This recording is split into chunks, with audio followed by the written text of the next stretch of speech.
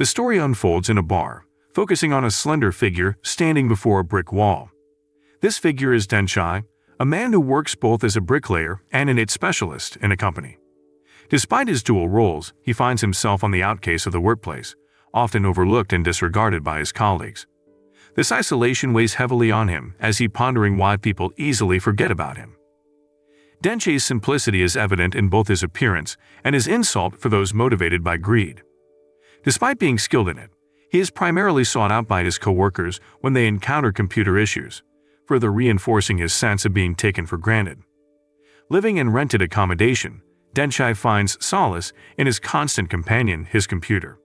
He yearns for companionship, longing for someone who will accept him for who he is and share moments of joy with him. However, his desire for friendship remains unfulfilled as he struggles to find someone willing to befriend him.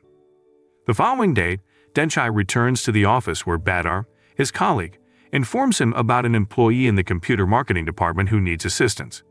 Denchai investigates and finds a strikingly beautiful woman facing computer troubles. He feels nervous in her presence, but swiftly resolves the issue due to his expertise. To Denchai's surprise, the woman expresses gratitude and addresses him by his full name, which catches him off guard as he didn't expect someone so attractive to remember his name. However, he soon learns that she read his nameplate, and the woman introduces herself as Nui. This encounter sparks feelings of love in Denchai's heart, and he begins to admire Nui from afar, cherishing his affection silently. One day, while Nui is engrossed in her work, her boss, Top, approaches her. He asks her out, and she eagerly accepts, leaving Denchai disheartened. Shortly after, they both depart, drawing the sudden attention of all the employees. Only Denchai remains seated, observing the scene unfold. He's particularly taken aback when he notices Top's inappropriate gesture of placing his hand on Nui's hip. It's a surprising sight considering Top is married with a child. One of the employees reveals that this is the third time this week that Top has asked Nui out under the guise of a meeting. Intrigued, Denchai follows them to see where Top takes Nui. Upon reaching the parking lot, Denchai's heart sinks as he witnesses Nui laughing joyfully while Top presents her with flowers. Denchai is deeply shocked when Badar hands him Top's notebook to fix a stuck CD. Upon opening it, he discovers photos of Top's family, including his wife and son. It becomes evident to Denchai that Nui is being kept as a mistress. Several days have passed, and Top has announced to all the office staff that they will be celebrating the New Year abroad. The company trip is set for Hokkaido, Japan, which has everyone thrilled, especially Nui, who has long been anticipating skiing with Top. They even planned out the locations they'll visit, particularly selecting romantic spots for themselves, including the renowned Snow Festival. Not long after, they've all arrived in Hokkaido, Japan, with Denchai among them. After snapping a group photo, they set off to explore and soak in the atmosphere of Hokkaido, where snow blankets everything. Denchai walks alone, with Top and Nui following close behind. Though everyone is caught up in the excitement, Denchai isn't come to revel in happiness. Rather, he's there to witness the intimacy between Nui and Top. He feels deeply saddened, especially knowing that Top is already married. Top is cautious about their intimacy being discovered by other coworkers, often isolating Nui from the group. Fortunately, on this trip, Top's wife and son aren't accompanying him, allowing him to spend alone time with Nui. Nui rarely addresses Top by his real name. Instead, she affectionately calls him her prince. During their skiing adventure, Nui experiences a fall, being her first time on the slopes. Denchai, feeling empathetic, rushes to her aid, but is interrupted by Top's arrival.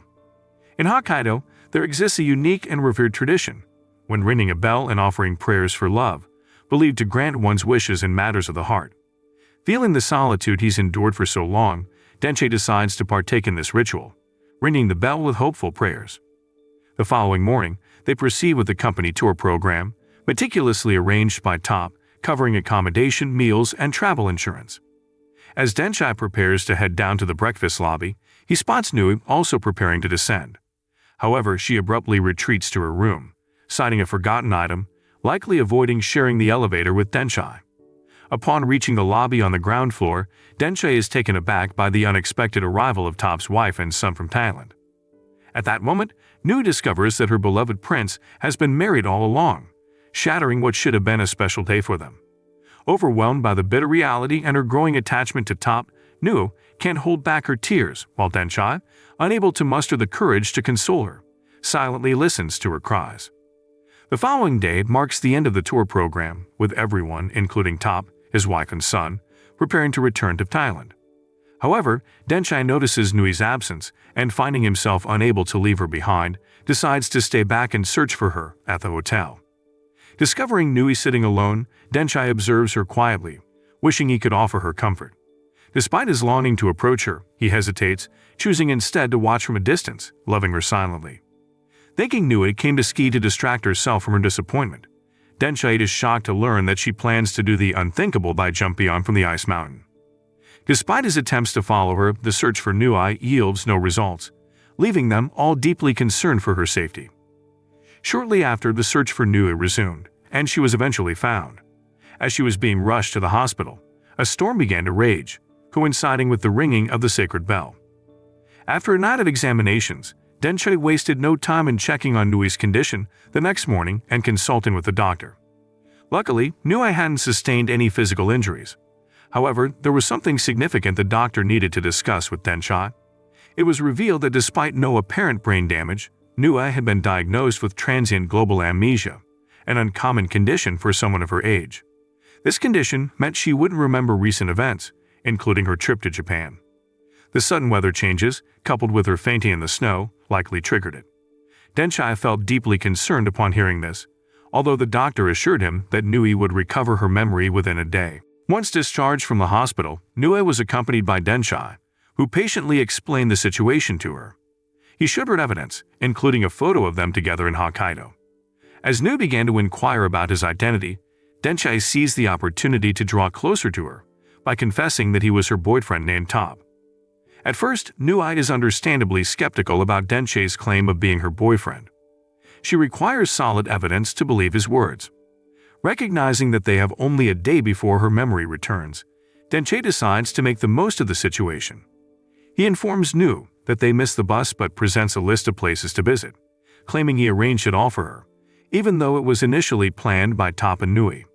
However, Nui declines all the tour invitations, unsure if someone like Denchai could truly be her boyfriend.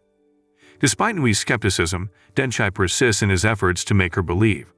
He tries to emulate the romantic gestures Top had shown Nui, but only manages to evoke an emotional response from her. Undeterred, Denchai refuses to give up easily. Denchai feels disheartened by Nui's skepticism and almost gets hit by a car before leaving her, feeling dejected. Meanwhile, Nui, overwhelmed by guilt and still harboring feelings for him, witnesses his departure. Later, Denchai returns, his smile masking the pain he feels. This encounter softens Nui's attitude slightly, and Denchai invites her to have a meal together. As the day progresses, both Denchai and Nui start feeling a connection, evident from their exchanged glances. Initially, they explore Hell Valley, a popular tourist destination in Hokkaido, where Nui appears genuinely happy to accompany Denchai. However, upon their return, she notices Denchai's reluctance to meet her gaze during conversation. To address this, Nui proposes they test their connection by maintaining eye contact for a minute. As they do so, a warmth develops between them, hinting at unspoken emotions and a mutual desire for healing. They engage in joke and share stories with each other. Curious about Denchai's feelings for her, Nui inquires about the origins of his affection. Denchai reveals that his admiration for her began when he repaired her computer, thereafter silently cherishing her from a distance. While Nui acknowledges the sweetness of his gesture, she finds his persistent observation somewhat unsettling. Despite their enjoyable visits to various locations, Nui expresses a strong desire to visit the snow festival. However, their plans are interrupted by an unexpected storm, prompting them to seek refuge in a nearby mart until the weather clears. As the lights unexpectedly go out, the mood becomes more enjoyable. That day happens to be Denchai's birthday, and Nui surprises him with a modest cake, eliciting a heartfelt smile from him. It's a first for Denchai to have his birthday celebrated, especially by someone he deeply cares for. With the lights back on, signaling the train's accessibility, they proceed to the snow festival, where Nui's joy unstoppable with Denchai by her side. It's the simplicity of the moment that gradually makes Nui start to feel comfortable. Denchai showers her with love, tenderness, and sincerity. Upon reaching the snow festival venue, they're captivated by the grand ice structure ahead, a peak year-end happiness for visitors. Amidst the spectacle, Denchai remains silent and his gaze fixed on Nui. After admiring the snow house, Denchai leads Nua into a nearby churches, where he intends to give something sacred to her. Placing a candy ring on Nui's finger, Denchai expresses his feelings. Mutual agreement follows and Nui invites Denchai to her room. Here Nui's enthusiasm is obvious, while Denchai, though embarrassed, hesitates to reciprocate her advances. Sensing his reluctance, Nui takes the initiative, and they share a kiss. Finally, Denchai reveals his true identity, shattering the moment of intimacy.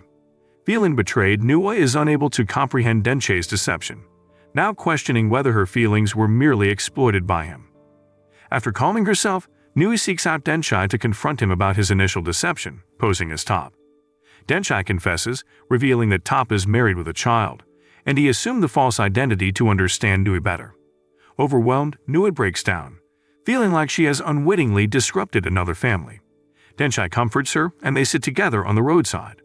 Denchai admits that he secretly prayed at the sacred bell, expressing his desire to be Nui's companion, even if just for a day. To Denchai's surprise, his prayer is answered, and he becomes Nui's prince. Nui forgives Denchai for his lie, but her main concern now is the possibility of forgetting their time together by the next day. Denchai assures her that he won't forget, as the experience has meant more than enough to him. After sharing a kiss, Nui records a message as a reminder in case she forgets. She expresses her wish for their love to endure beyond just one day, aiming for eternity with Denchai. Moral lesson from the story: in the game of love, honesty is like a brick wall. If you try to hide behind it, you might just end up as a bricklayer of lies. But if you build your relationships with truth, you'll never get stuck fixing a broken CD of deception.